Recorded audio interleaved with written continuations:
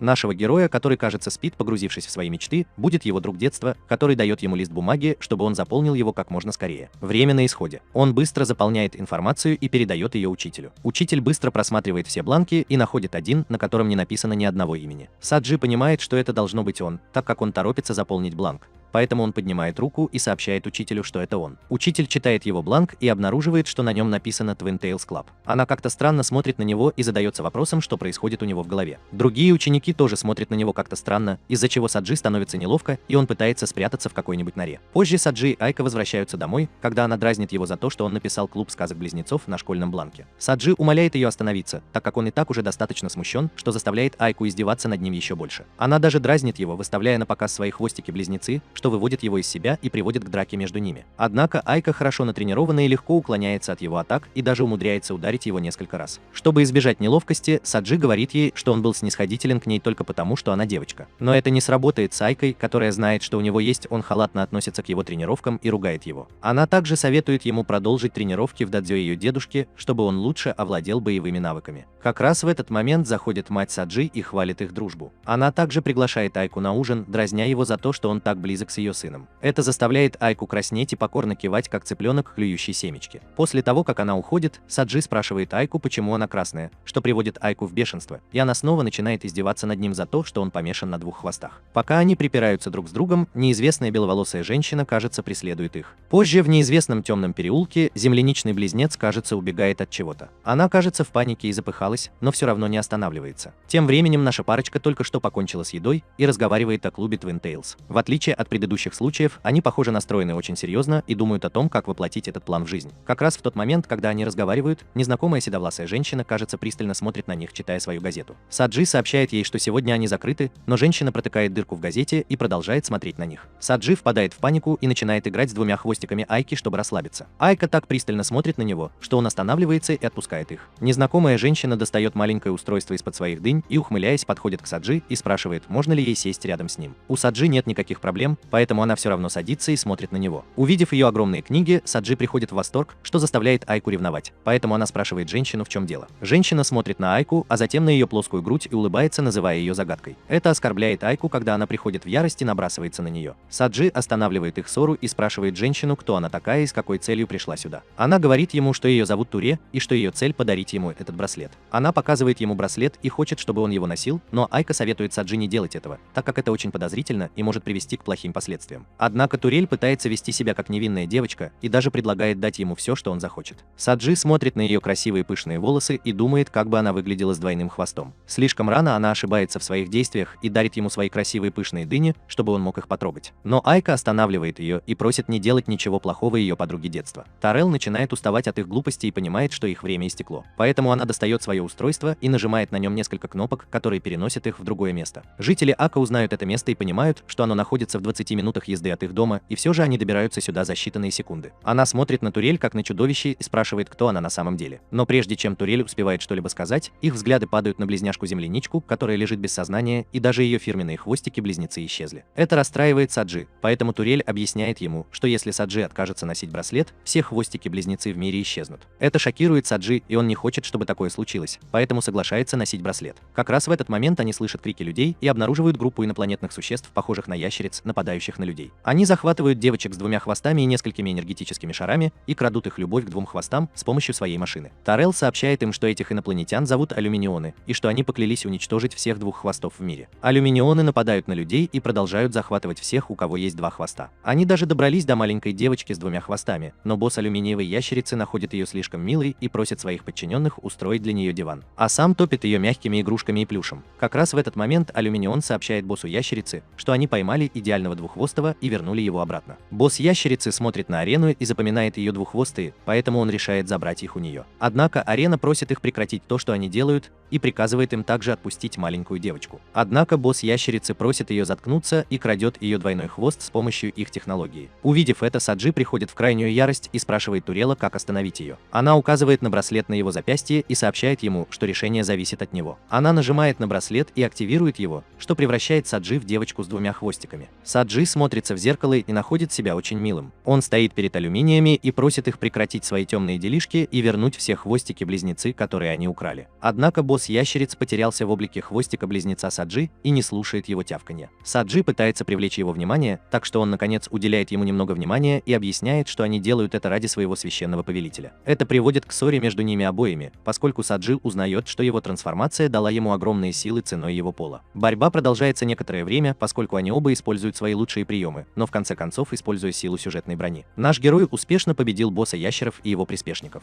Затем он уничтожает устройство, которое восстанавливает все хвосты-близнецы. Арена просыпается и смотрит на своего спасителя, который спас ее. Она спрашивает, как зовут Саджи, и он говорит ей называть его Red Toils, так как сейчас он в форме Twin Toils. Арена спрашивает его, встретится ли она с ним когда-нибудь снова, и он отвечает, что если судьба позволит, то они встретятся в будущем. После ухода Арены трансформация Саджи подходит к концу, он возвращается к своей первоначальной форме и теряет сознание. Позже он просыпается в своей комнате. Он осматривается и обнаруживает, что лежит на коленях у Туро. Кажется, он наслаждается ощущением ее мягких бедер, но у него есть более важные дела, такие как его трансформация и причина, по которой он стал девочкой за это время. Он засыпает Туро кучей вопросов, поэтому она просит его сохранять спокойствие и расслабленность. Сначала она пытается заигрывать с ним, но прежде чем она успевает что-либо предпринять в отношении Саджи, его защитника целомудрия, в комнату врывается Айка и разлучает ее с Саджи. После недолгой ссоры они успокаиваются, так как Турел наконец переходит к главной теме. Тем временем в отдаленном от них месте алюминийцы проводят встречу, чтобы обсудить своего нового злейшего врага, которым является никто иной, как другая версия Саджи – Красные Хвосты. Они очень подробно обсуждают Красные Хвосты, как безупречно она выглядит в своих двойных хвостах, которые можно считать лучшими в мире. Весь мир, судя по ее миниатюрному телосложению и великолепным глазам, они, кажется, влюблены в нее. Однако их главный босс просит босса Лису и босса Черепаху успокоиться, поскольку они не могут просто так влюбиться в своего врага. Их цель на этой планете – искоренить сказки о близнецах, которые не любят их. Вернувшись на вечеринку к нашему главному герою, Тарел рассказывает им об алюминийцах и их целях. Она сообщает им, что алюминийцы – инопланетные существа, которые вторгаются в другие миры и поглощают их любовные качества. Согласно ее исследованиям, в любовных качествах хранится огромная сила, которой они питаются и выживают. Она также объясняет Саджи о его трансформации и о том, как ему удалось превратиться в девочку с двумя хвостами. Она считает, что именно его любовь к двум хвостам привела к такой трансформации. Саджи одновременно взволнован и смущен, поэтому он спрашивает ее, почему они любят только двух хвостов, но не другие атрибуты любви. Однако даже такой знающий человек, как Тарел, не в состоянии ответить на этот вопрос, но она считает, что за этим может стоять какая-то конкретная причина. Саджи также спрашивает ее о боссе ящеров и о том, что он, похоже, любит кукол. Однако вскоре он поправляется и объясняет, что это была любовь к маленьким девочкам, держащим кукол в руках. Хотя это и жуткая навязчивая идея, она никак не связана с сказками о близнецах. Террел еще раз объясняет, что даже она не знает ответов на все вопросы. И делает вывод, что это может быть связано с атрибутом любви и что не все инопланетяне могут быть на одной стороне. Страница. С другой стороны, алюминийцы также обсуждают, как победить такого могущественного врага. Их лидер спрашивает своих подчиненных, которые теряются в спорах о том, что лучше всего подойдет красным хвостам. Один из них говорит, что красные хвосты лучше всего смотрелись бы в костюме горничной, а другой хочет увидеть ее в купальнике. В то время как еще один хочет увидеть ее в одежде для бандажа. Это приводит главного босса в бешенство, поэтому он просит их замолчать и решить исход сражения, вступив в битву с краснохвостыми. Вернувшись в дом Саджи, они все еще обсуждают истории о близнецах, в то время как Турел продолжает нападать на Саджи, что приводит Айку в бешенство, поэтому она бьет ее кулаками и пинками. Бедный Турел продолжает терпеть ее жестокое поведение и вместо этого возвращается к вопросу Саджи о том, почему он стал женщиной. Турел немного думает и отвечает, что возможно ему нравятся мужчины. Однако Саджи отвергает это, поэтому она предполагает, что для того, чтобы стать лучшей девушкой, нужен шафер. Но это заставляет Айку наброситься на нее за то, что она украла шутки с канала Гигука. Чхоль приносит извинения за плагиат, поскольку на ее планете такого нет. Айка задается вопросом, как бы отреагировали японцы, если бы узнали, что в мире Турелла не существует законов об авторском праве. Саджи кашляет и просит их вернуться к реальной проблеме, которая заключается в том, что после победы над боссом ящеров, он обнаружил на своем теле этот драгоценный камень. Он показывает его дамам, и это привлекает их внимание, потому что это действительно красивый камень. Он спрашивает Тарел об этом, и она отвечает, что это кристаллизация силы внутри босса ящериц. Услышав это, Саджи рассказывает ей, как он увидел проекцию куклы, когда впервые получил этот кристалл. Тарел объясняет, что ему должно быть нравится, когда маленькие девочки держатся за игрушки. Но это сбивает Айку с толку. И она спрашивает, зачем ему красть их атрибут, исходя из этого, не будет ли он разочарован, когда маленькие девочки больше не смогут держаться за мягкие игрушки. Тарел тоже запутался в этом вопросе и объясняет, что слоны часто ведут себя очень парадоксально. Если говорить об алюминиях, то там, в штаб-квартире, черепаший босс и лисий ящик, похоже, играют в игры, соревнуясь друг с другом. Их босс наблюдает за их игрой и кажется весьма заинтригован. Вернувшись домой к Саджи, Террел также рассказывает им о себе и о том, что она тоже инопланетянка с другой планеты. По ее словам, на их планету также напали алюминионы, и они потерпели сокрушительное поражение от их рук. К счастью, ей удалось сбежать, и она начала искать способы борьбы с ними. Услышав ее речь, Саджи расчувствовался и решил, что будет сражаться и защищать сказки-близнецы всех миров.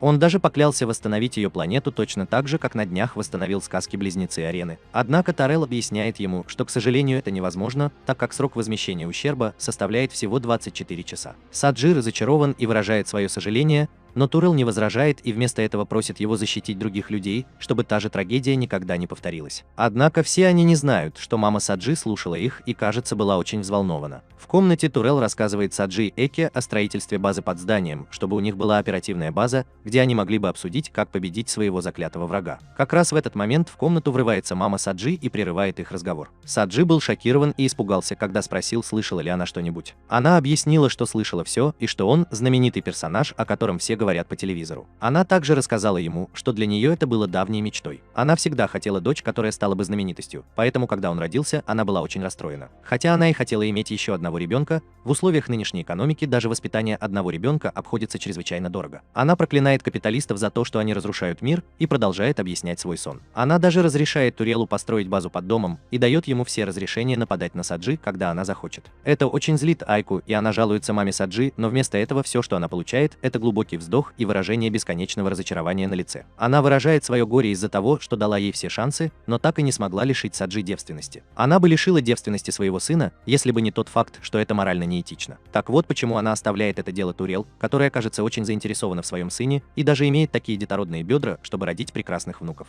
Турел обнимает ее и благодарит за то, что она позволила ей оказать эту честь. Мама Саджи очень довольна, увидев, как она возбуждена из-за своего сына, и показывает ей большой палец вверх. После того, как она уходит с Турел, чтобы приготовить что-нибудь на ужин, Айка предупреждает Саджи, чтобы он остерегался Турел, так как она все еще не полностью рассказала им о себе. И она кажется довольно подозрительной, особенно с такой техникой, как Твингир. Саджи просыпается после того, как всю ночь боролся со сном. Он открывает глаза и видит Турел, которая хочет пожелать ему доброго утра, но прежде чем она успевает что-либо сделать, Айка вылезает из окна как кошка и пинает ее прямо в лицо. После того, как они завернули ее в одеяло и закрепили его веревкой, они собираются и отправляются в школу. Однако там он обнаруживает, что компания Red Tails стала очень известной и быстро стала бриллиантом в глазах всех. Некоторые мальчики даже дрочили на ее правило 34, что заставляет Саджи сожалеть о том, что в прошлом он делал то же самое со своими любимыми персонажами аниме. Позже всех вызывает в аудиторию президент школы Арена, которая произносит речь о том, почему Red Tails – величайшая женщина на этой планете. Она даже выражает свое восхищение, что делает бедную Саджи еще более подавленной. Это также заставляет Эйку дразнить его еще больше, и похоже, вся эта драма доставляет ей удовольствие. После школы Саджи и Эйка возвращаются домой, как вдруг в небе появляется огромная проекция, в которой алюминийцы признаются в том, что они истинные ученики Бога, и рассказывают миру о своих амбициях.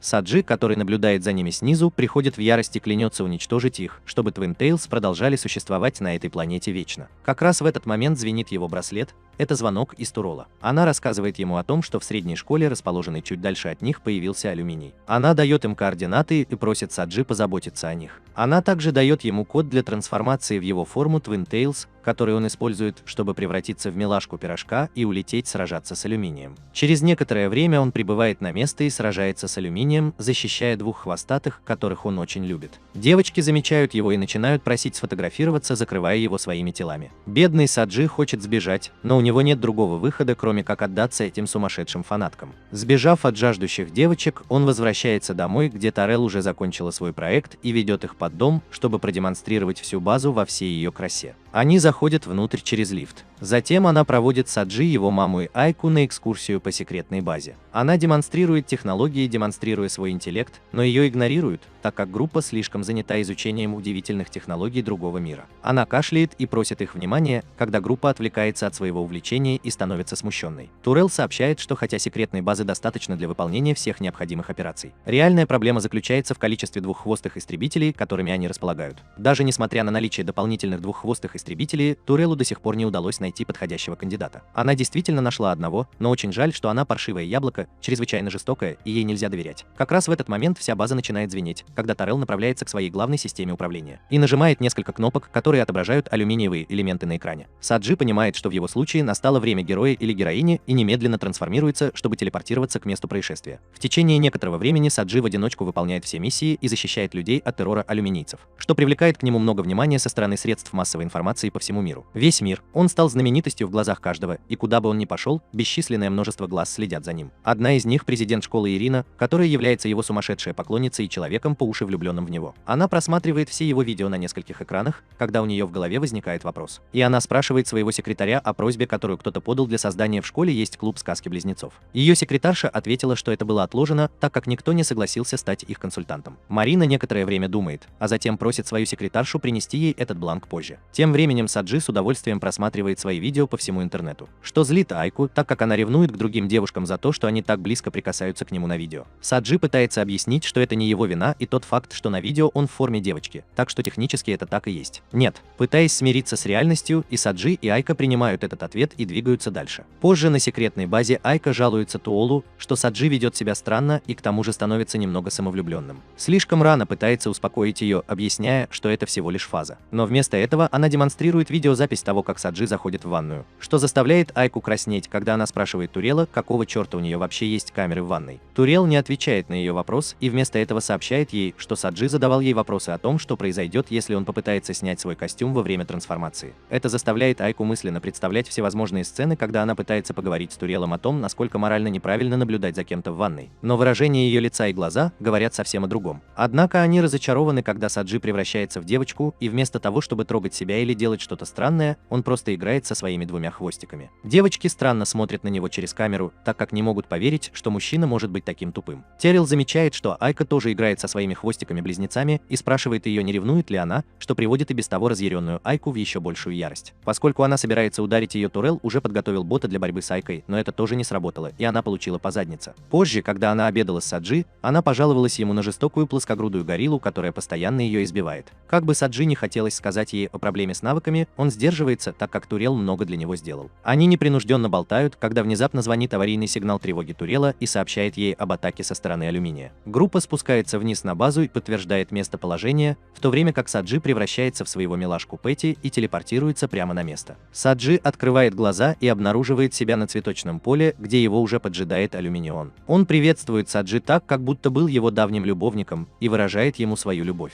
Саджи напуган этим алюминием и просит его представиться, так как он не похож на обычного Джо. Ликвидатор представляется боссом Фокс и сообщает Саджи о своей цели захватить его сегодня. Саджи просит его прекратить свои жуткие выходки и сообщает ему, что он устал ежедневно надирать им задницы и нуждается в заслуженном отдыхе. Сказав это, он встает в стойку и достает свой клинок. Босс Лис замечает симпатичные ленточки на хвосте Саджи в красной форме и выражает свою любовь к ним. Саджи в очередной раз смущен их фетишами, но помнит, что он странный из-за того, что у него фетиш двух хвостов на первом месте. Босс Фокс тоже очень хочет сразиться с ним и достает свое оружие, которое тоже представляет собой не что иное, как ленту. Он бросает ее в сторону Саджи и захватывает его ею, но Саджи тоже не так слаб и вырывается из нее. Но он все еще находит свою способность очень жуткой и решает, чтобы в следующий раз быть осторожнее. Босс Фокс стягивает с себя ленту и смотрит на Саджи как на драгоценность и приходит в еще больший восторг. Он придает ленте особую форму и начинает воплощать свою любовь к милым ленточкам в своем оружии. Чул также наблюдает за всем происходящим с базы и предупреждает Саджи, чтобы он остерегался предстоящей атаки. Саджи становится еще более осторожным и готовится к мощной атаке, но вместо того, чтобы атаковать лентой, босс Лис просто превращает ее в клон хвостовой красной формы Саджи, а затем продолжает, чтобы завязать его ленточкой с милым узелком. Если Саджи еще не был напуган до смерти, то на этот раз у него мурашки бегут по коже. Он спрашивает босса Фокса, скопировал ли он его силу или что-то в этом роде, но тот отвечает ему, что не копировал его силу и что рыжий хвост перед ним всего лишь манекен. Однако это точная копия оригинала, которая доставляет ему удовольствие прикасаться к ней неподобающим образом. Он даже создает иллюзию того, что делает с манекеном подозрительные вещи, что вызывает отвращение у Саджи, который умоляет его прекратить насиловать бедную манекенщицу. Однако босс Фокс не в себе и слишком предвзят, чтобы остановиться, поскольку он продолжает свое насилие. Саджи больше не в состоянии смотреть, поэтому он решает действовать, но как раз в тот момент, когда он собирается атаковать, он замечает идеальные сказки-близнецы на манекене и не может удержаться, чтобы не напасть на него. Даже несмотря на то, что существо перед ним всего лишь копия,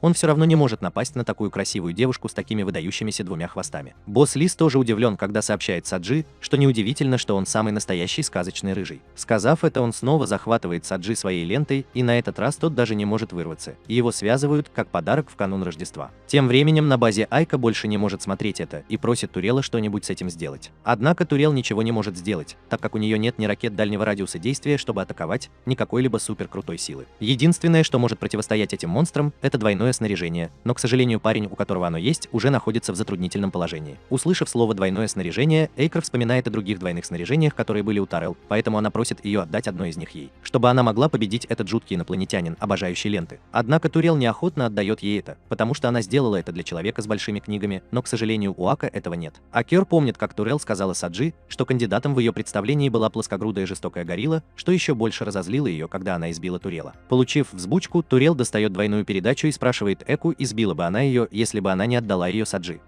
Затем она смеется, уверяя себя, что она ни за что не вырвет ее у нее силой. Но, к сожалению, плоскогрудая жестокая горилла нисколько не заботясь о ее чувствах. Он крадет его прямо у нее из рук и превращается в ее двуххвостую форму. Затем она телепортируется к месту нахождения Саджи, чтобы помочь ему в битве. Несколько секунд спустя Эйка прибывает на место, сталкивается с жутким чудаком, любящим ленты, и просит его освободить Саджи. Лисий босс удивлен, что в мире есть еще одна такая история о близнецах. Но, посмотрев на ее плоскую грудь и сердитое выражение лица, он решает не комментировать, так как его рыжий хвост все равно лучше. Это выводит Айку из себя. Она достает свое оружие и избивает босса лисы. Босс лисы пытается использовать манекен Саджи, чтобы остановить ее, но Айка жестоко уничтожает его без колебаний. После победы над ящиком лисы она достает его кристаллизованный драгоценный камень и кладет его в свой двойной механизм, чтобы получить еще больший прирост силы. Эта сила позволяет ей летать, поэтому она хватает Саджи и несет его на руках, как будто он принцесса, и улетает. Позже, когда они все уже дома, новостные каналы сходят с ума, рассказывая о новом хвостатом близнеце, которого зовут Блу. Хвост. Они называют ее злодейкой, которая помогает Тейлред только для того, чтобы потом предать ее. Это приводит Айку в отчаяние. Она вот-вот расплачется. Она хватает Турель и спрашивает ее, почему это происходит. А бедная Турель даже не знает, почему она оказалась втянутой в эту борьбу на первом месте. На следующий день Саджи и Айка направляются в школу, когда Айка начинает жаловаться на свою популярность, в то время как другие люди, кажется, не обращают на это внимания. Ненавидеть ее и называть злодейкой, которая предаст героя ради какой-нибудь мелочи позже в сериале. Пока они болтают, они приходят в школу и обнаруживают, что все девочки участвуют в сказках о близнецах. Это приводит Саджи в восторг, и он не может поверить своим глазам. Айка также задается вопросом, чем это вызвано, когда к ним подходит президент школы Арена и рассказывает им о том, как все произошло. Рыжехвостка изменила свою жизнь, и как синехвостка, которая только что появилась на сцене, восстановила их веру в сказки о близнецах. Айка счастлива слышать похвалы в свой адрес в первый раз. Она с радостью начинает обсуждать это с Ареной, но та останавливает ее, когда она пристально смотрит на Саджи и чуть не принимает его за Рыжехвостого. Однако она быстро забывает о том, как мужчина может стать женщиной. Если бы это был Твиттер, Арену отменили бы из-за того, что она трансфоб, но ее пощадили, потому что она вымышленный персонаж. Саджи вздохнул с облегчением, подумав, что, возможно, его разоблачили. Арена извиняется и уже собирается уходить, когда напоминает ему, что его заявка на участие в клубе Twin Tails была одобрена и что он может создать его прямо сейчас. Саджи очень взволнован, так как не может поверить, что его мечта наконец-то сбудется. Тем временем на большой базе алюминийцев лидер собирает оставшихся боссов и расспрашивает их о ситуации с войной на планете Земля. Они сообщают ему обо всех деталях, таких как то, как они потеряли тысячи алюминийцев и даже нескольких боссов из-за истребителей Twin Tail, Красный Хвост и Синий Хвост. Лидер некоторое время молчит, прежде чем приказать им отозвать всех алюминийцев,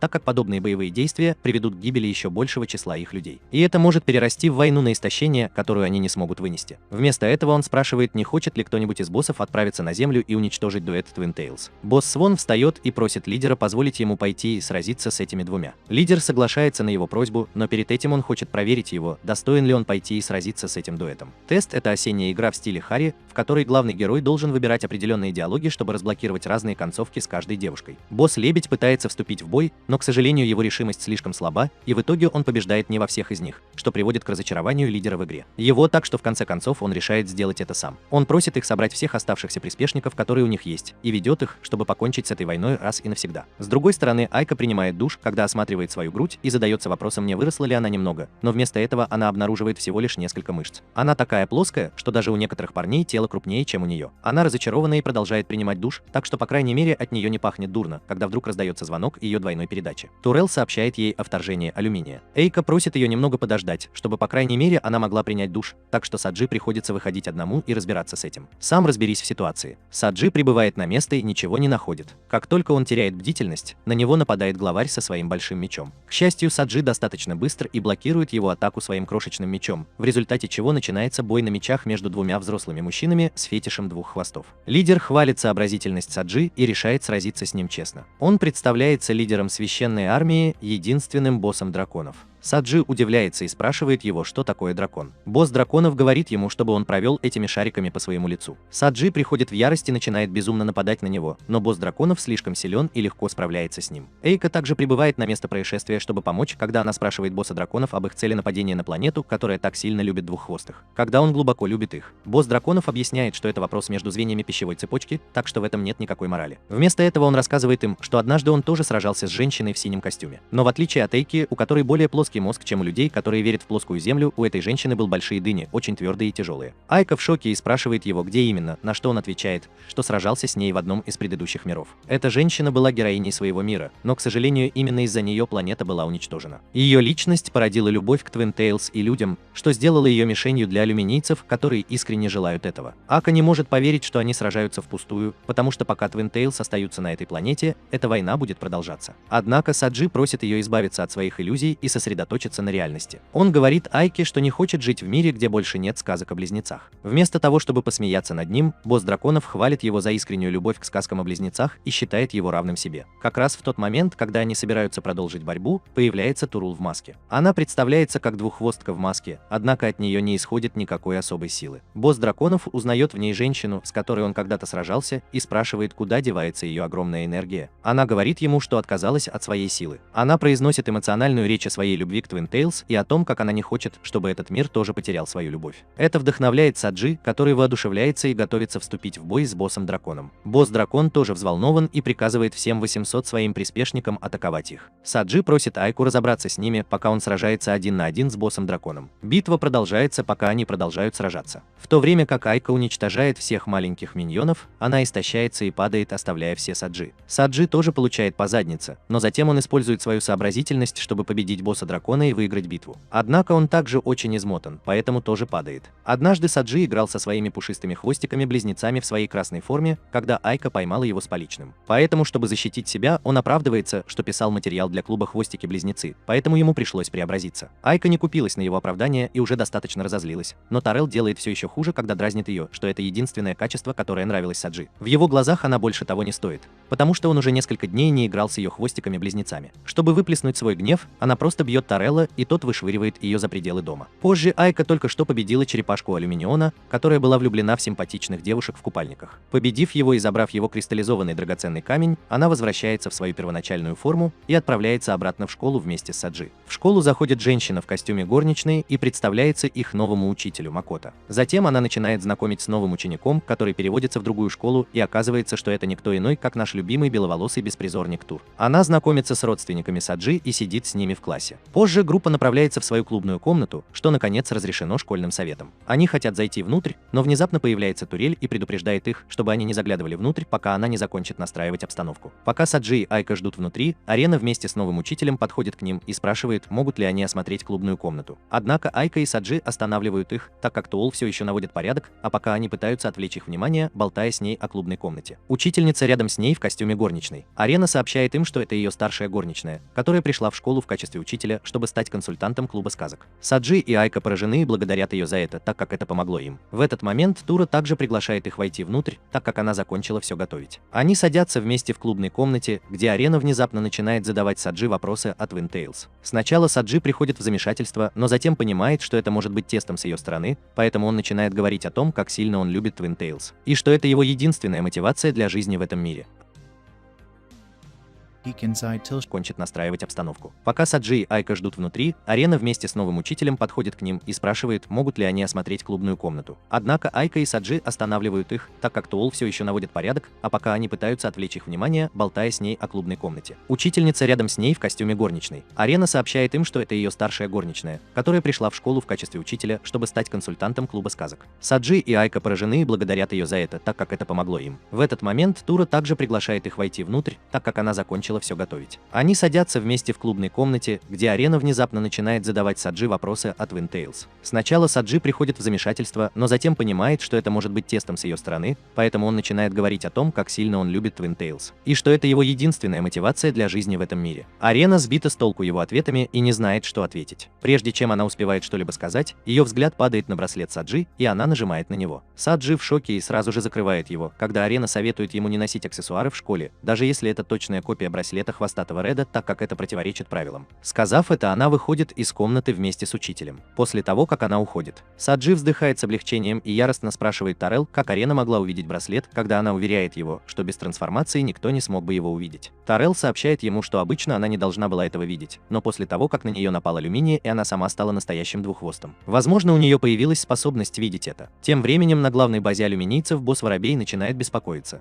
потому что он считает, что они скоро проиграют, если не получат никакого подкрепления. Он также боится дуэта Twin Tails, поскольку они были ничем иным, как головной болью для их армии. Однако как раз в тот момент, когда он уже отчаялся, к нему подходит его подчиненный и сообщает, что здесь находятся два больших босса, босс Кракена и босс Левиафана. Босс Воробья в восторге, так как с этими двумя гигантами победить дуэт Twin Tails было бы легкой задачей, в отличие от выполнения вашего задания. Мама, потому что она слишком толстая. За пределами диспетчерской две группы борются друг с другом, бросая друг в друга лозунги. Одна сторона поддерживает Биг Батанкас, в то время как другие ребята фанаты The Flat. К сожалению, ни один медиум не является премиальным, иначе это была бы отличная битва. Босс Воробей пытается выступить посредником в битве, прося босса Кракена и босса Левиафана использовать свою энергию против дуэта Twin Tails, который в последнее время их преследует. Однако большие боссы просят его расслабиться, так как они уже послали своих самых сильных солдат, чтобы победить этих двух надоедливых существ. Вернувшись на землю, Арена и Макото возвращаются домой после шопинга, когда на них нападает босс Буффало. Боссу Буффало нравится большая бадонка, поэтому он просит Макото пойти с ним, но вместо молока он получает пинки от Айки и Саджи, которые прибывают на место происшествия, чтобы их спасти. Увидев, что к нему приближается его заклятый враг, босс Баффало представился и объяснил свою любовь к большим кувшинам. Однако это раздражает Эйку, которая никак не может считаться обладательницей больших кувшинов, поэтому она злится и начинает избивать его, используя свои самые сильные атаки. Босс Баффало не может поверить, что он потерпел поражение из-за плоской груди и умирает от сожаления. Айка хватает свой кристаллизованный драгоценный камень и относит его Туре на экспертизу. Турел тестирует камень и обнаруживает, что с его помощью она может создать дополнение к своему третьему двойному снаряжению, над которым она недавно работала. Это дополнение позволит пользователю выращивать большие ботаны, так как это связано с любвеобильным свойством большой баданки. Услышав это, Айка начинает фантазировать о больших кувшинах, поэтому она просит Турелла подарить их ей. Турел не может поверить, что такой гордый человек, как эта жестокая горилла, когда-либо будет умолять ее о чем-то, поэтому она соглашается сделать это. И как женщина она может понять любовь к большим кувшинам лучше, чем любой другой человек. Позже она наконец включила третью передачу и отдала ее Эке. Эка взволнована и сразу же хочет преобразиться, но, к сожалению, когда она пытается это сделать, у нее ничего не получается. Она продолжает пытаться, но не может преобразиться и спрашивает Турелла, не неисправен ли он. Турел уверяет ее, что с ее продуктом все в порядке, а пользователь просто слишком дрянной, чтобы им пользоваться. Однако у Саджи есть лучший ответ, поскольку он думает, что ее тело привыкло к ее предыдущему снаряжению, и именно поэтому ему трудно приспособиться к новому. Выслушав его объяснение, она не обращает на это внимания и возвращается к своему синему заднему сиденью. На следующий день Арена снова отправляется за покупками, когда на нее нападают алюминиевики. На этот раз это краб-босс, который обожает заднюю часть шеи. Он так сильно любит заднюю часть шеи, что научился телепортироваться за спины людей, чтобы видеть их шеи сзади. Он смотрит на красивую шею Арены, когда Саджи и Эйка прибывают, чтобы спасти их. Но на этот раз даже они не в состоянии победить его, так как он слишком быстр, чтобы они могли атаковать. Пока Айка борется с ним, Саджи отводит Арену в безопасное место, где она благодарит его и сообщает, что знает, кто он на самом деле. На первом этапе Саджи ведет себя сбито с толку, но при столкновении он возвращается к своей настоящей форме и зовет Турелла, чтобы объяснить, что происходит. Вместо того, чтобы что-то сказать, она дарит Арене желтую двойную экипировку и просит ее стать героиней, которой она всегда хотела стать. Арена надевает экипировку и превращается во взрослую женщину с большими ботинками и немедленно отправляется побеждать босса Краба, который уже некоторое время дразнит Айку. Айка подходит к ней и удивляется ее форме, особенно этим большим и сочным дынем. Она чувствует ревность, особенно когда видит горячий взгляд Саджи. Однако Ирина в восторге от того, что наконец-то может присоединиться к команде героев своей мечты, частью которой она всегда хотела стать. Тем временем далеко от них на главной базе всегда такой таинственный темный Граспер наконец появляется перед всеми и шокирует всех, когда он это человек. Возвращаемся к битве. Арена противостоит боссу Крабу, но когда она пытается использовать свое снаряжение Twin Tails, неожиданно она не может использовать его должным образом и не может нанести никакого урона боссу Крабу. Так что, чтобы спасти ее задницу, Саджи и Айка должны действовать и победить его. После победы над ним они разговаривают с Ареной, которая, похоже, сильно пострадала в результате этого несчастного случая. Она также чувствует себя очень неловко, так как раньше она выставляла себя великой героиней, а теперь даже не смогла использовать свои силы. Позже в школе она отдала свое снаряжение и вернула его Саджи. Однако Саджи не понимает, почему она отказалась от своего снаряжения, ведь она тоже любит Twin Tails. Тем не менее, она все еще пытается объяснить ему, но когда Саджи продолжает упорствовать, она в конце концов сдается и просит всех разойтись, чтобы она могла уйти и поговорить с Саджи наедине. После того, как Турол и остальные ушли, она рассказала Саджи о своих чувствах к Twin Tails. Она сообщила ему, что никогда не любила Twin Tails и никогда не хотела их иметь. Она носила их только из-за своей матери, которая сказала ей, что это ее семейная традиция. На протяжении всего ее детства все издевались над ней за то, что у нее были близнецы, и даже когда она выросла, это не прекратилось, и люди называли ее ребячливой. Так что в конце концов она стала презирать их, и они стали тем, что она возненавидела. Саджи пытается объяснить ей, что ненависть к ним ничего не решит, и что он знает, что в глубине души она любит их. Он также уверяет ее, что ее мать сделала это ради нее, и что она любила ее. Он держит ее за плечо и продолжает читать ей нотации, приблизив к ней свое лицо, что приводит ее в замешательство, поэтому она любезно просит его отойти. Саджи осознает свою ошибку и отступает, но останавливается, когда замечает, что у нее растут два хвостика. Он держит их в руке и спрашивает, видит ли она их, но, к сожалению, она не шизофреничка, как он, поэтому она отвечает, что ничего не видела. Тогда он говорит ей, что именно чувства к двум хвостикам внутри нее заставляют ее волосы светиться. Он внушает ей бредовую идею, что она может это сделать и что она любит двух хвостиков.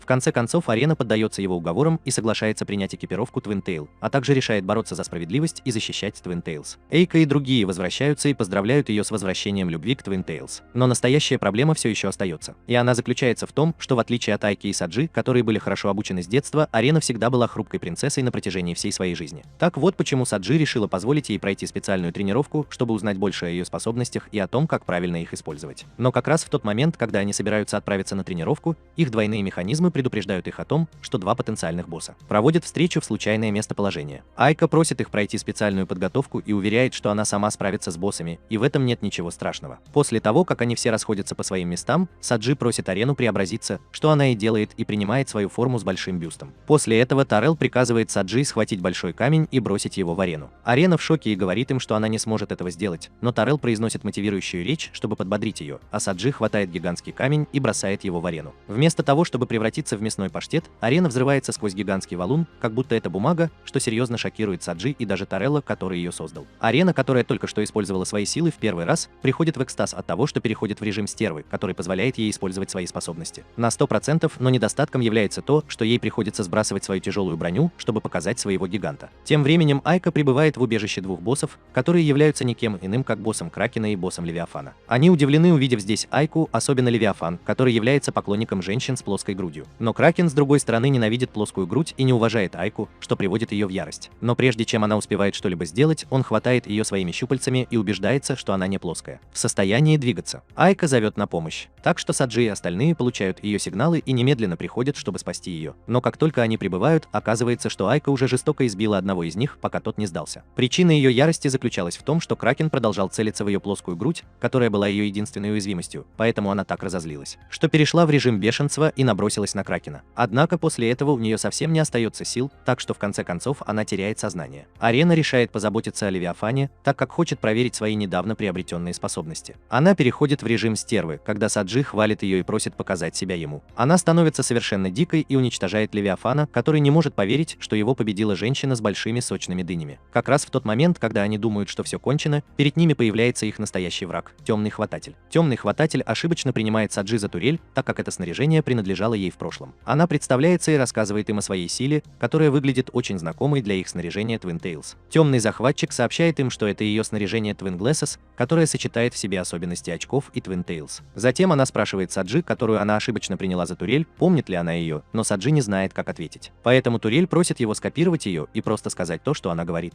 Саджи повторяет ее слова, разговаривая с Темным Хватателем. Он говорит ей, что она Асена и что он помнит ее. Он спрашивает ее, как у нее дела. Темная Хваталка очень взволнована, так как не может поверить, что ее любимый человек помнит ее. Она говорит ей, что очень скучает по ней и задается вопросом, что с ней случилось, особенно с ее гигантскими дынями, которые когда-то были великолепны. Саджи говорит ей, что потерял их в битве с Высшим Господом, и они растворились в другом измерении. Темная Хватательница убита горем, услышав это, так как она не может поверить, что такие великолепные комочки жира исчезли просто так. Однако она заверяет ее, что сделает все возможное, чтобы вернуть ей былую славу, поскольку теперь она подчиняется Высшему Лорду и даже стала его правой рукой.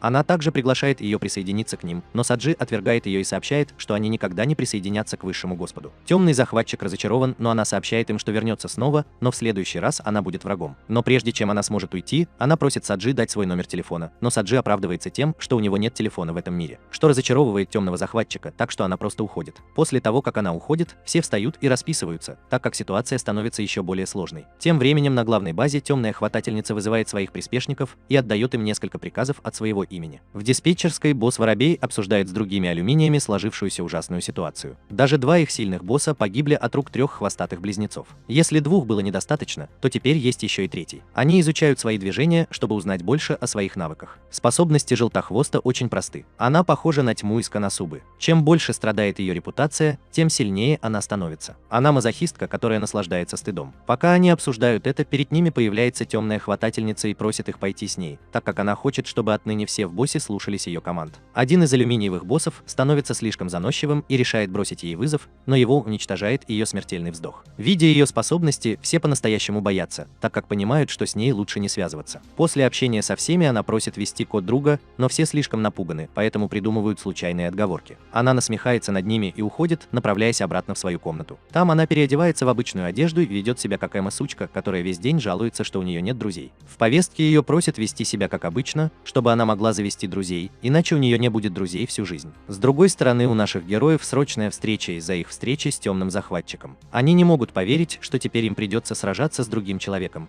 что оставляет у них неприятный привкус во рту. Однако Ирина, которая очень взволнована последней битвой, уверяет их, что темный Граспер, возможно, и человек, но она полностью предала человечество. Так что, как защитник человечества, мы должны бороться с ней. После того, как она всех их раскрутила, она кладет их руки на свои, чтобы они повеселели. Однако позже в школе она оказывается беспомощной, когда обнаруживает, что Айка снова дерется с Тури. А Саджи изо всех сил пытается отпустить Тури, которая уткнулась лицом ему в промежность. После долгих усилий Айке наконец удается оторвать Тури от Саджи, которая вытирает лицо и объясняет, что просто помогала ему застегнуть молнию. Однако Айка спрашивает ее, как Фрик застегивает молнию на брюках ртом, поэтому Тура показывает на себя и говорит, что она это делает. Прежде чем Айка успевает что-либо сказать о своем бесстыдстве, их браслеты звенят, предупреждая о том, что поблизости есть алюминий. Саджи и остальные телепортируются один за другим, оставляя позади Макото, у которого нет никаких особых способностей. Группа прибывает на остров, где они сталкиваются с боссом Бабочкой, который представляется миньоном темного хватателя, а также с его губами. Когда он хочет украсть их первую, примите от них воздушные поцелуи. Однако все испытывают отвращение и стараются держаться от него подальше. Но у него дальнобойные атаки, так что у них нет другого выбора, кроме как отойти в сторону и позволить Арене позаботиться о тех, у кого дальнобойные атаки. Арена теряется в своих непристойных фантазиях, так как теряет контроль и наносит полный урон боссу бедный Баттерфляй. После того, как она убила его, она тоже упала, так что группа подобрала ее и отвезла на базу. Тем временем у темного хватателя есть еще одна тайная личность айдола под именем Анка. Она выступает очень хорошо, что приводит к тому, что режиссер называет ее великолепной и хвалит ее пение. После репетиции она возвращается в гримерную, где разглядывает кристаллизованный драгоценный камень от босса Цербера. Босс Цербера когда-то был ее продюсером, но он хотел, чтобы она заплела косички, а Анка хотела сохранить прическу с двумя хвостиками и свои культовые очки. Но это его расстроило, и они подрались, чтобы определить победителя. Победителем стала Анка, а Цербер стал поверженным врагом. Вернувшись на базу, группа заботится об Арене, который лежит без сознания. Через некоторое время она просыпается и видит, что Айка снова дерется с Туру, поэтому она начинает ревновать к их близким отношениям и просит Айку ударить ее тоже. Но Айка не может просто так ударить ее, поэтому у нее нет другого выбора, кроме как попросить Саджи ударить ее по лицу. Саджи не хочет, чтобы его отменили, поэтому он просто кладет руку ей на лицо, но будучи мазохисткой, она недовольна и хочет, чтобы он это сделал сильнее. Это заставляет их понять, что она ничего не знает об окружающем мире, поэтому Турел решает позволить ей учиться и просит Арену купить лучший журнал Экай для Саджи, потому что именно это делает мальчиков счастливыми. Однако, поскольку Арена сама ничего не знает о таких вещах, она просит всех в школе высказать свое мнение одного за другим. Она спрашивает об этом почти у всех, и за это время она приходит в полное замешательство, узнав, что в мире существует так много фетишей. Тем временем ее мать обнаруживает, что ее деятельность также довольно не раскрыта, поэтому она решает устроить для нее брак по расчету, чтобы она могла вернуться к своей прежней жизни. Ее утонченный путь. Позже где-то в мире босс Эль читает литературу, которая, кажется, написана 14-летним подростком на Wattpad. Но по его мнению, это лучше, чем любая другая литература в мире. Он закрывает книгу, и оказывается, что это действительно художественное произведение, написанное 14-летним темным хватателем, который был безумно влюблен в Тура. На следующий день Саджи и другие направляются в школу, когда появляется Арена и встречает их с опухшими глазами и усталыми лицами. Она рассказывает им, что провела всю ночь в поисках лучших журналов Эки в интернете, но, к сожалению, на ее домашнем сервере были ограничения, поэтому она ничего не смогла найти. Айка сообщает ей, что ей следовало попросить ее о помощи, но Арина говорит ей, что она хочет сделать все это сама. Позже Макото встречается с Саджи наедине и говорит ему следовать за Ареной в книжный магазин, где она собирается купить журнал Эки. Саджи спрашивает ее, почему она не может просто пойти с ней, поэтому она напоминает ему, что она никому не позволит вмешиваться в это, так что у нее нет выбора. Другого выхода, кроме как попросить его о помощи. Саджи соглашается помочь ей, но она хочет, чтобы он подписал контракт, который, как оказалось, является формой заключения брака. Он смотрит на ее лицо и ничего не находит. После школы Арена отправляется покупать журнал Эки, а Саджи тайком следует за ней, чтобы она его не обнаружила. Он продолжает следовать за ней, пока она в конце концов не заходит в книжный магазин. Так совпало, что Савина и босс, похоже, тоже стоит снаружи и пытается продать людям свою литературу. Однако никто не покупает его вещи, поэтому он снимает маску, которая заставляет его раскрыть свою личность Саджи, который немедленно превращается в свою краснохвостую форму, чтобы сразиться с ним. Савина и босс в шоке и не может поверить, что кто-то нашел его так рано. Но он все еще не боится драки, выплевывая две липкие жидкости, которые привязывают руку Саджи к стене так, что он не сможет пошевелиться. Он читает ему проповеди о том, что романы намного лучше манги и позволяют людям погрузиться в мир слов. Однако манга полностью разрушила мир литературы. У Саджи не хватает времени выслушивать всю эту чушь, поэтому он вырывается на свободу и надирает себе задницу. Он говорит ему, что ему плевать на романы или мангу, единственное, что ему нравится, это история о близнецах и ничего больше. Его любовь к сказкам о близнецах удивляет даже закоренелого фаната литературы Эльбоса, который разочаровался в своей жизни после поражения. Саджи собирается вернуться в магазин, когда Арена выходит из магазина и замечает его. Саджи ведет себя так, как будто это просто совпадение, и уже собирается уходить, когда она просит его остановиться и говорит, что не смогла купить журнал Экай, так как только 18 человек могут это сделать. Купи это. Он просит ее не волноваться, когда они возвращаются в класс и все их утешают. Тарел даже дарит им специальные телефоны, сделанные специально для героев Twin Gear. Позже вечером Арена находится у себя дома, когда ее вызывает мать, которая читает ей нотации. Выслушав то, что она хочет сказать, Арена уходит и сидит в своей комнате одна. На следующий день она в первый раз приходит в школу без своих сказок-близнецов, из-за чего Саджи ошибочно принимает это за то, что на нее напали алюминийцы и у нее украли ее силу. Но Макото спрашивает его, чтобы она не задумывалась слишком глубоко, потому что это просто ее способ борьбы со своей матерью. Саджи и остальные пытаются поговорить с ней об этом, но Арена ничего не говорит и уходит. Позже она направляется в комнату школьного совета директоров, где находится кабинет ее матери. Она разговаривает с ней о браке по расчету, который планировала для нее ее мать, когда в комнату врывается Саджи и рассказывает матери Арены о сказках близнецов Арены. Он сообщает ей, что сказки близнецов Арены для него как утреннее солнце, и без них его день был бы не таким, как раньше. Больше ничего не изменилось. Он восхваляет ее на весь мир и выражает свою любовь к сказкам о близнецах. Мать Арены, которая также является страстной поклонницей сказок о близнецах, поражена его любовью и решает отдать ему руку своей дочери. Арена тоже не возражает, так как это Саджи, но у девочек снаружи нервный срыв, особенно у Турел, которая хотела украсть его девственность для себя. Тем временем Анка находится в своей комнате в депрессии из-за того, что ее ежемесячный зрительский доход меньше, чем обычно. Чтобы подбодрить ее, она вызывает и достает фотоальбом Тьюрл. Однако, увидев фотографии, Анка понимает, что у Тьюрл нет ее фирменных двуххвосток, и понимает, что красный хвост в то время принадлежал не Тьюрл, а кому-то другому. Это приводит ее в бешенство, так как она не может поверить, что она у кого-то есть. Тем временем Саджи проходит мимо баннера с изображением концерта Анка, когда он также понимает, что темный захватчик – это айдол по имени Анка. Саджи созывает всех на экстренное собрание и сообщает им, что на самом деле темный захватчик – это идол Гласса Анка. Они не могут поверить, что такое происходило у них под носом. Они изучают информацию об Анка и в одной из ее песен находят скрытые встречи, на которых Анка признавалась в любви Тёрлу. И даже на баннере своего последнего концерта она приготовила для них приманку. Они долго раздумывают, идти им или нет, но после некоторого обсуждения все-таки решают пойти. В день концерта трио телепортируется в концертный зал, где все стоят так, словно ими кто-то манипулирует.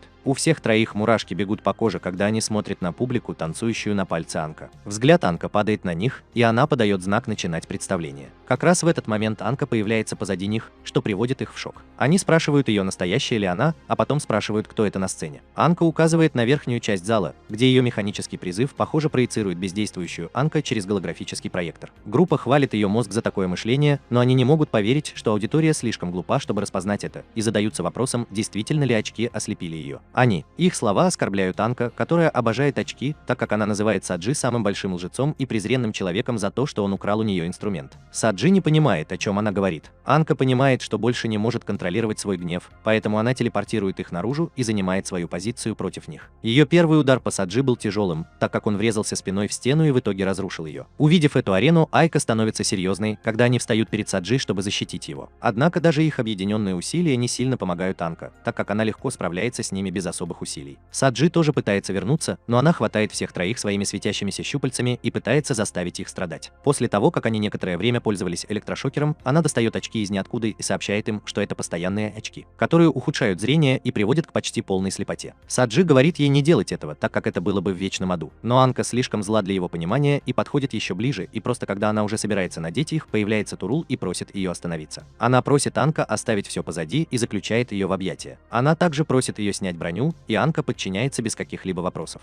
Слишком рано пытается объяснить ей, что нужно все бросить и вернуться с ними, но Анка говорит ей, что если она это сделает, то ее очки исчезнут. И если они так трепетно относятся к своим сказкам о близнецах, то она также трепетно относится к своим очкам. Она также говорит о том, что единственная причина, по которой она присоединилась к высшему лорду, заключалась в том, чтобы получить от него разрешение сохранить атрибут очков. Так что даже после уничтожения многих миров, высший лорд не прикоснулся к стеклу. Атрибут. Она отделяется от Туала и превращается обратно в свою форму с двойными очками. Затем она продолжает сражаться с Саджи и остальными, но вместо того, чтобы сдерживаться, она напрямую использует свою суператаку и отправляет их в царство снов, где они будут страдать вечно. Тарел просит ее вернуть их обратно, но Анка отвечает нет. В мире грез Саджи открывает глаза и обнаруживает Анка полностью обнаженной на своей кровати. Не только она, но и все девочки-близнецы Тейл стоят перед ним обнаженными. Но он понимает, что ему кого-то не хватает. А это оказывается Турель, которая шепчет ему на ухо, что она покажет ему свои два хвостика, а также пытается завязать волосы в двойной хвост. Но реальность рушится, когда Турель отказывается от своих двух хвостиков, чтобы искупить свой грех. Разъяренный Саджи просыпается и противостоит Анка со своим пылающим гневом, но перед этим он поглощает кристаллизованный драгоценный камень босса Цербера, который он нашел ранее на арене, и использует атрибут коса, чтобы объединить свою силу с ареной Айкой, чтобы сформировать многопушечную систему, способную сбить Анка с ног одним выстрелом. От брони Анка остались одни адамсы, когда Тарел просит ее наконец признать поражение,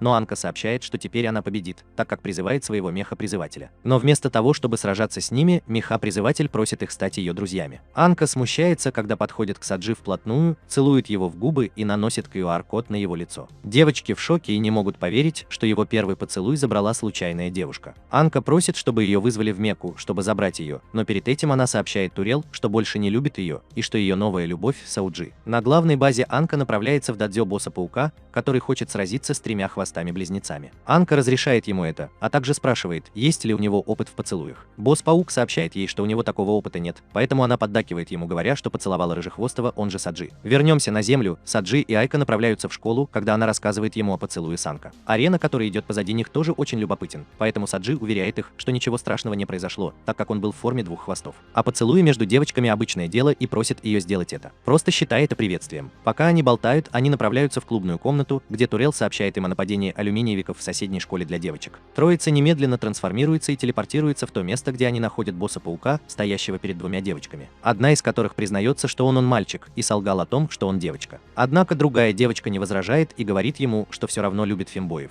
Троица потрясена, наблюдая за ним, но они понимают, что этот атрибут босса-паука принадлежит фембоям, поэтому они немедленно спускаются, чтобы спасти их. Они просят их обоих быстро уйти, поскольку сталкиваются с боссом-пауком, который представляется и объясняет свою любовь к фембоям, которые переодеваются. Он же предупреждает Саджи, нужно быть осторожным, так как он тоже может считаться фембой из-за своей формы с красным хвостом. Саджи был шокирован, но так и не осознал этого и решил быть осторожным. Босс-паук демонстрирует свои навыки фехтования на мечах, которые он приобрел после поединков со столькими фембоями в боях на мечах. Саджи не в состоянии оказать никакого сопротивления и в итоге оказывается уничтоженным им. Айка и Арена пытаются атаковать босса-паука, но он убегает только после победы над Саджи. Они оба вытаскивают Саджи из-под обломков, чтобы проверить его состояние, и находят его здоровым, без каких-либо серьезных травм. На следующий день Айка приходит домой к Саджи, чтобы забрать его, но он спит, поэтому она поднимается наверх, чтобы разбудить его. Но вместо этого она находит его спящим в своей комнате. Появляется рыжий хвост и спрашивает его почему. Саджи тоже ничего не помнит, поэтому она просто оставляет это и просит его собираться в школу. По дороге в школу они натыкаются на Турела и Арену, которые идут рядом с Макото. Они спрашивают Саджи, все ли с ним в порядке, и он уверяет их, что с ним все в полном порядке. Как раз в этот момент мимо них проходит собака, что заставляет что-то проснуться внутри Арены, когда она надевает себе на шею ошейник и просит Саджи вывести ее на прогулку. Однако, прежде чем Саджи успевает что-либо предпринять, Турел хватает пояс и командует Ареной, как будто она собака. Несмотря на то, что она смущена, она продолжает выполнять свои команды, что забавляет Турела, который очень быстро становится самовлюбленным. Тем временем Саджи выходит вперед, чтобы идти рядом с Айкой, но вместо того, чтобы смотреть на ее хвостики-близнецы, он сосредоточен сосредотачивается на ее сочных губах. Айка смущается, но рад, что он наконец заметил что-то еще, кроме ее хвостиков-близнецов.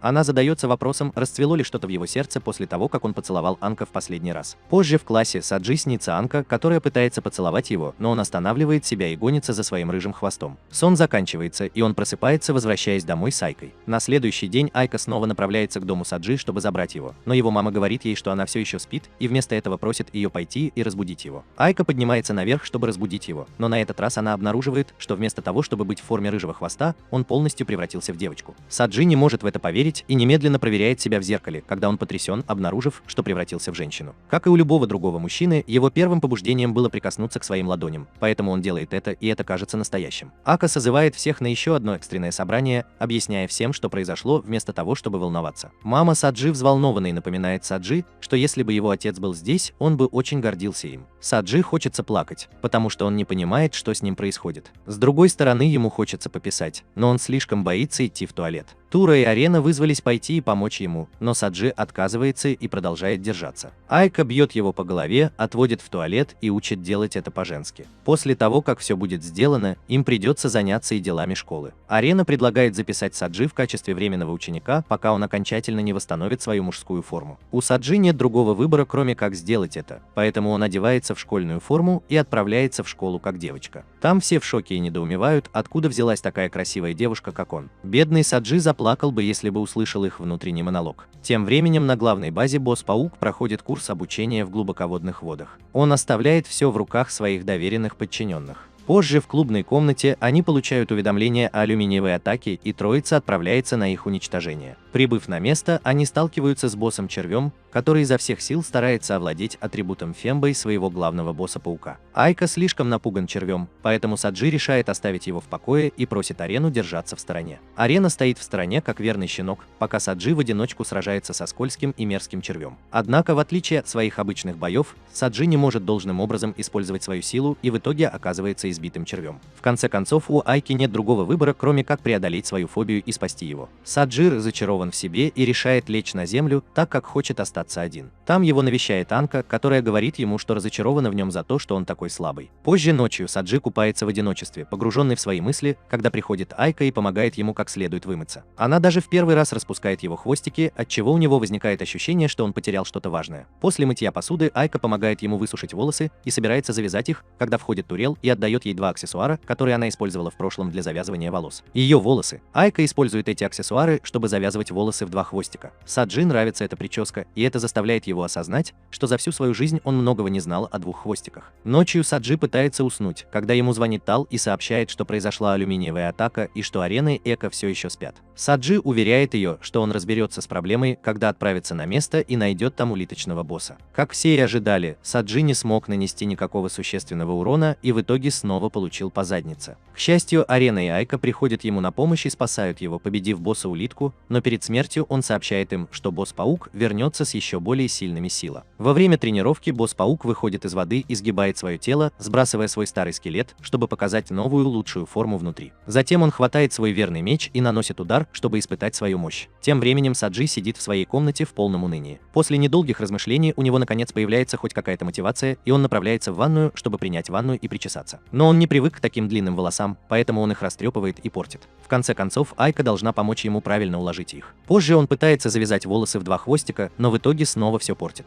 На этот раз все девочки рассказывают ему о своих двойных хвостиках, чтобы Саджи мог ознакомиться с несколькими стилями и выбрать то, что ему больше нравится. После того, как он перепробовал все из них, ему стало интересно, какие у него стили двойных хвостиков, и он направился в ванную, чтобы создать свой двойной хвостик. С другой стороны, босс-паук прибывает в диспетчерскую, где он находит Анка, сидящую в одиночестве на стуле, так как кроме него никого не осталось.